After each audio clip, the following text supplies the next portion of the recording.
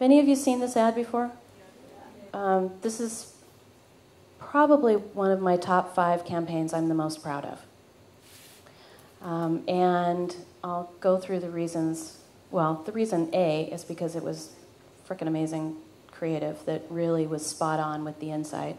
And also because of what it took to get there. So this is the brief for those of you who haven't seen it. This is from fall 2005. Nike was going back to have a conversation with young women. We hadn't had a conversation with them in about 10 years. So the women that we had spoken to were more grown up. We were going after a sweet spot of about 22. And we knew that the media buy was going to cover probably about 18 to 49, as usual. We were hitting the fall fashion pubs, so all the big September books, primarily print with digital as a backup. And a lot was going on for the consumers at the time in terms of a sort of a change in body type that was being seen. So Beyonce was on the scene, Queen Latifah, Sarah Jessica Parker at the other end of this extreme. We were seeing more ethnicity across the board and a broader definition of beauty beyond the skinny white girl in the fashion pages. And the other thing that was happening is, a lot of women, obviously in the US, were working out, and we knew that. Dove had a Real Women's campaign going on that was pretty great, and we looked at it and said, we can do that better. And then the core insight, though, back to where this messaging came from, was, in general, American women don't tend to be very proud of their bodies. They don't. And I know Miami's a little bit different in terms of what I get to see here. It's so refreshing.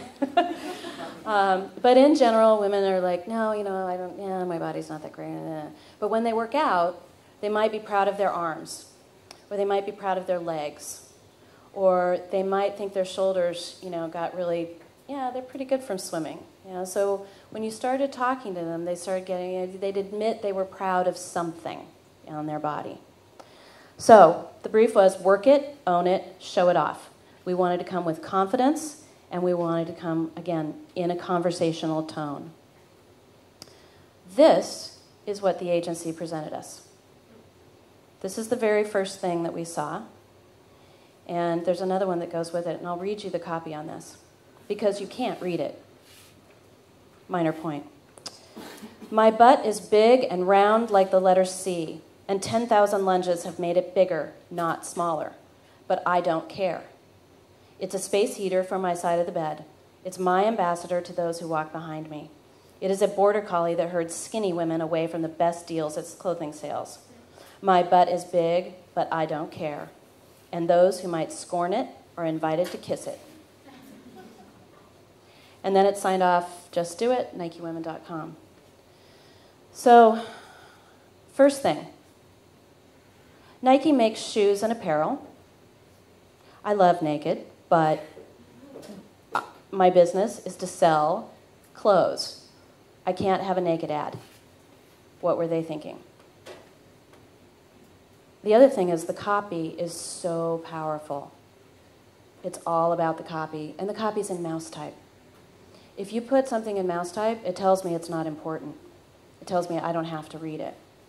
So the immediate feedback, of course, and also just in general, pink, it had all this pink. It sort of felt timid or a little shy. It didn't feel anywhere nearly, the courage that we wanted to have and the strength and the admiration that we had for the women who were working out and getting amazing bodies. So, and then there were a couple pieces in the copy that I'll talk about as well. So this is where it ended up, as you saw. So she's clothed. We had a lot of discussion about whether her butt was actually big enough.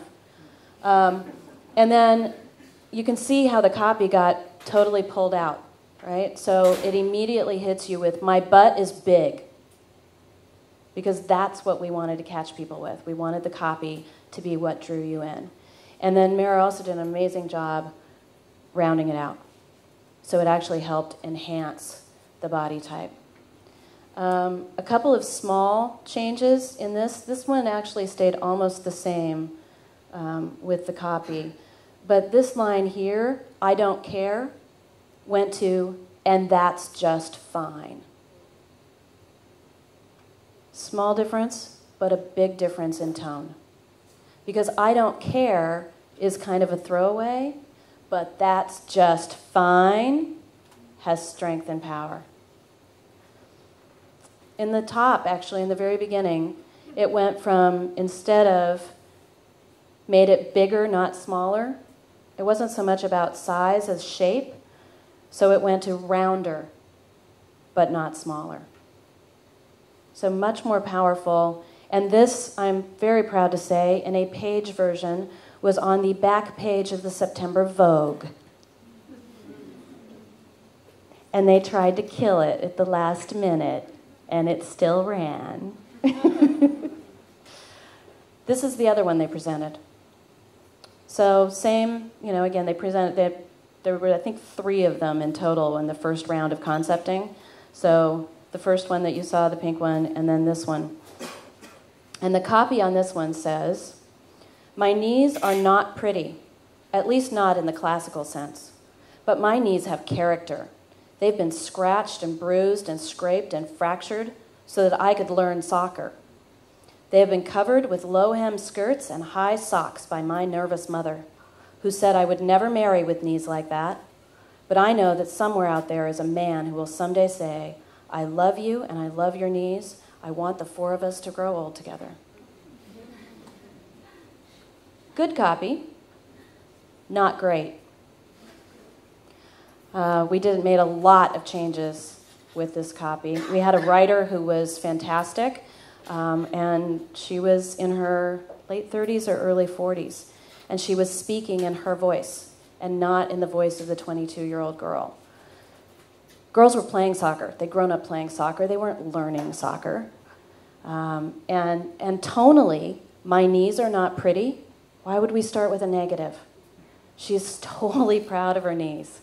So how do we get that positive inflection back into the copy? And then, again, from an art direction standpoint, very shy, very timid, very, kind of almost out of the picture. And if the 2 things that were driving this idea, the 2 really core things, were the copy and the body part. So the copy being first and foremost that was pulling us in, and then the body part as the support. And this is where it ended up. "My knees are tomboys. They get bruised and cut, and every time I play soccer, I'm proud of them and wear my dresses short. My mother worries I will never marry with knees like that, but I know there's someone out there who will say to me, 'I love you and I love your knees. I want the 4 of us to grow old together.'" So, some big changes and some small changes. One of the key ones was the change from a man out there to someone out there. Straight people would never notice that. But it was a really important change for us to make. And also, again, starting with the positive, "My knees are tomboys," and showing how proud she is of them. And again, like most times when we had the insight exactly right, the women who were the models for these, and she did play soccer, and those were her banged up, bruised knees, and her mother really hated her knees and was embarrassed for her. And she said, "This is my mother. She tells me not to wear my dresses short, and I always do because I love my knees." The other thing that was tricky about this campaign was getting the right photographer. Because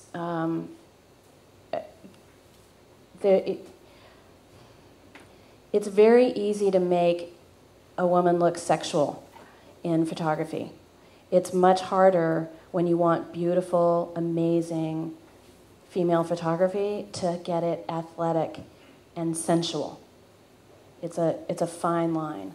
So we went through a lot to get the right photographer on this. And I don't have the whole campaign here to show you, but as I said, I'm immensely proud of it.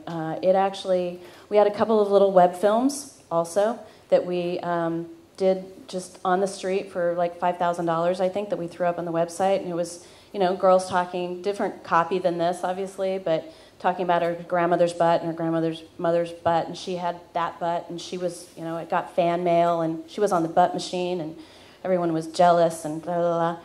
Well, Good Morning America loved this campaign so much, they put that on Good Morning America, that little video.